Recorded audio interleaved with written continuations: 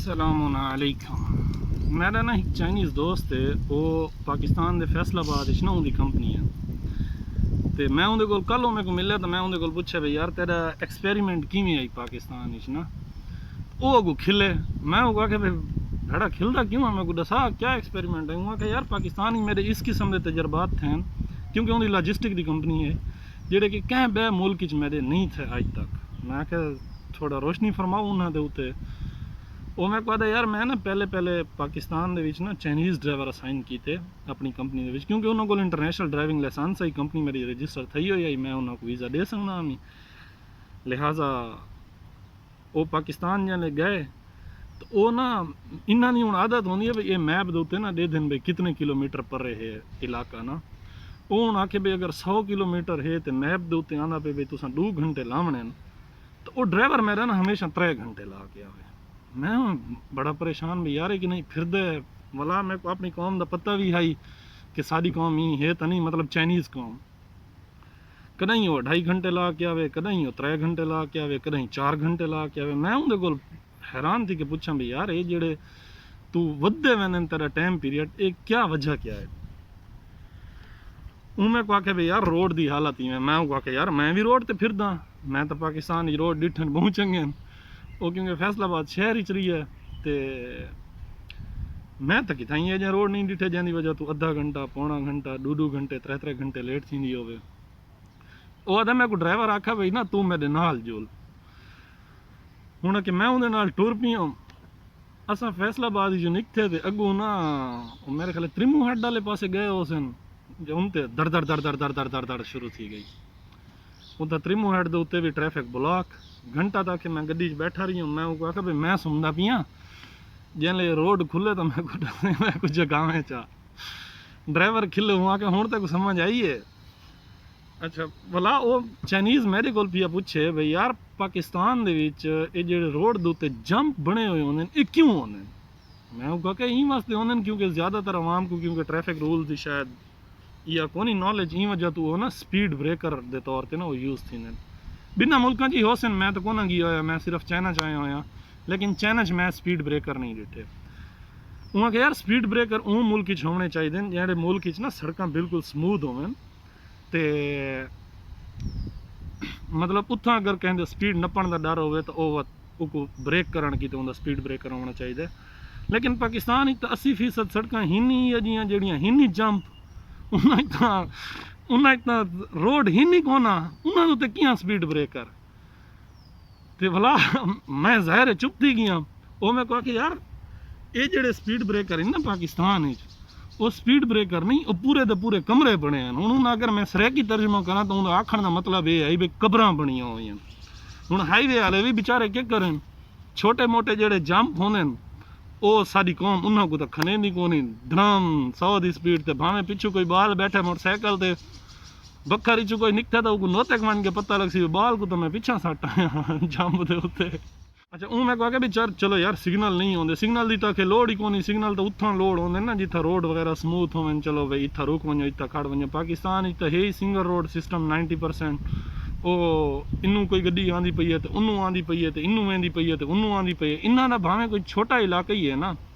उनके भी सिग्नल ही लगे हुए हो सन, उनके जंप ही कौन हो सन, मोटरसाइकिल वालों की अलहदा लैन हो सी। हूँ जाहिर है ये जियां बंदा जैसे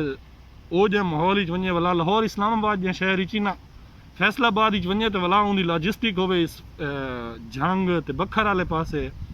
तो बखर द MM रोड तो उवें कातिल रोड मशहूर है। तो मैं कहते पाकिस्तान जी गौरमेंट होंगी है वो क्या करेंदी है, मतलब उनका कम क्या है। वो मीडिया एडे आने हर कुछ करें लेकिन सड़कों तो उकियां ही नहीं कोना। अच्छा भला जेड़े पाकिस्तानी कौम है वहाँ के जंप जो बड़ा होया होंदा है वो हूँ जंप हूँ ये रोड का किनारा है ना दो पासे तो वो इत्थों शुरू थी सी तो ई किनारे तक तो जंप नहीं बने ना आखिर ते साइड ते जहाँ बची हुई होंगी है।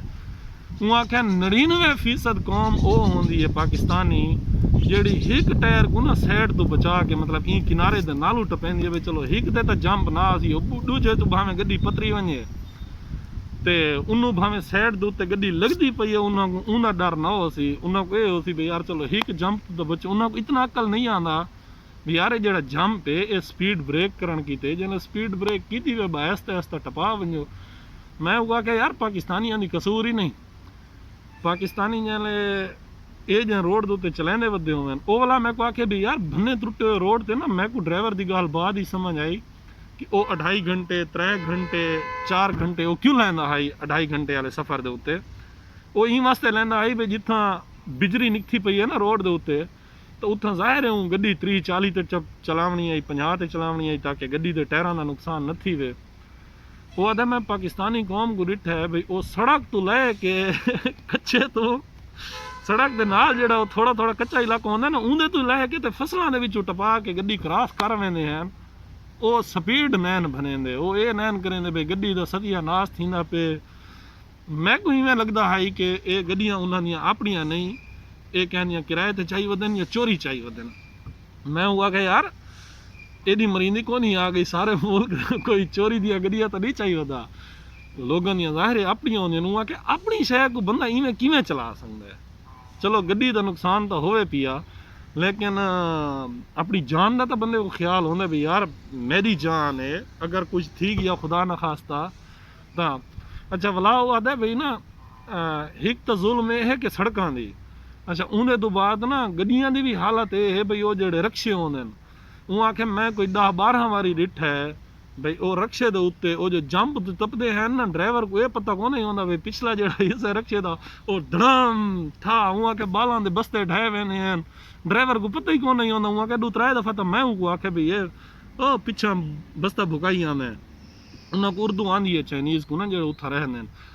वो आके पिछे वाला वो अच्छा वाला वो बस्ता चावण की जो खड़ सन वो रोड के साइड के उत्ते नहीं सन जिथा उन्होंने को दसैस हो भाई खान साहब तुसा अपना बस्ता पिछा भुकाई आंदे वे वो उठाई ब्रेक ला के पिछा तो टुर के उतों आन के बस्ता चाह गिना सन। अच्छा रक्शे के उत्ते ना मतलब सवारियां भी ओवरलोडिंग ज़ाहिर ओवरलोडिंग तो होंदी है हुण रक्शे दियां जेहड़ियां 6 सीटां होंदियां ओहदे पिछों वो 2 छोटियां सीटां लवाई वधियां होंदियां जेहड़ी ड्राइवर सीट होंदी है उनके पिछू ही 2 बंदे बैठे वधे होंदे एक मोटरसाइकिल की टैंकी के उत्ते बैठा वधा होंदा मोटरसाइकिल 2 बंदा की सवारी है वो आदा मोटरसाइकिल जेहड़े ना उन्होंने 6 बंदे चढ़े वधे होंदे 4 बंदे चढ़े वधे होंदे। मैं को हैरानी है कि ये कौम इतनी पिछा क्यों रह गई है मतलब इन्हां दे विच जुगाड़ इतने हैं इन्हां दे उत्ते इन्हां दी सख्त जान इतनी है कि इन्हां को ना रोड परवाह करें ना इन्हां को जंप परवाह करें ना इन्हां को अपनी जान की परवाह होंदी है भाई पहुँचना है जी पहुँचना है बजाई वधन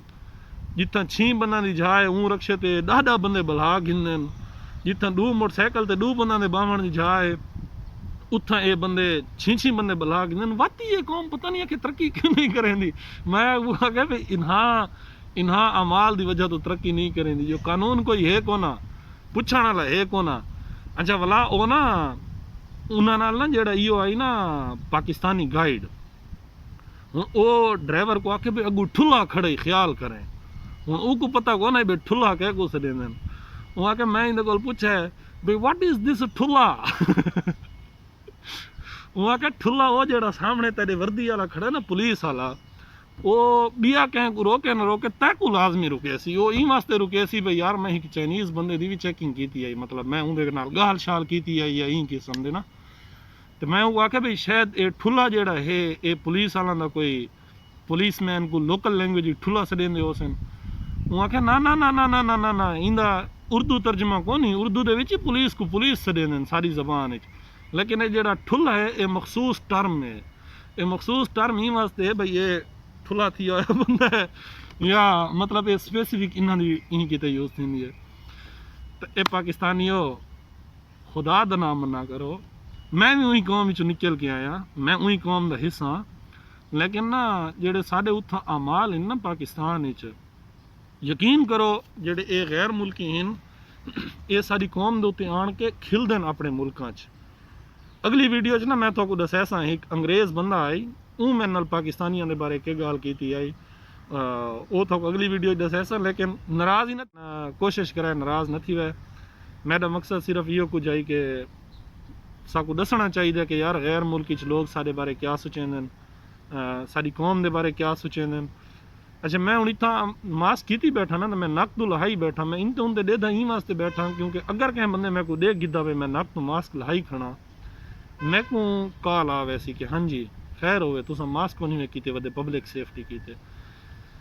इन्हां छोटियां छोटियां चीज़ां का ख्याल करना चाहिए रक्षण के उत्ते जेडे बाल वधे होंदे ने थोड़े अपने बाल हैं मोटरसाइकिल के उत्ते जिन्हें बाल चढ़े ने वो थोड़े अपने बाल हैं रोड दे जंप दे साइड तू हो सकता तुसा गड्डी को तो बचा घिनसो लेकिन अगर खुदा न खास्ता वो पलटी गई है उन्हें कोई नुकसान थी गया या टायर फट गया तो अपने बालों का नुकसान थी सी अपने माल का नुकसान थी सी अपनी गड्डी का नुकसान थी सी ख्याल किया करो दुआ की करो साढ़े हक प्रदेश औखा होंगे दुआ करे बाय बाय Zeitchen, Shishin,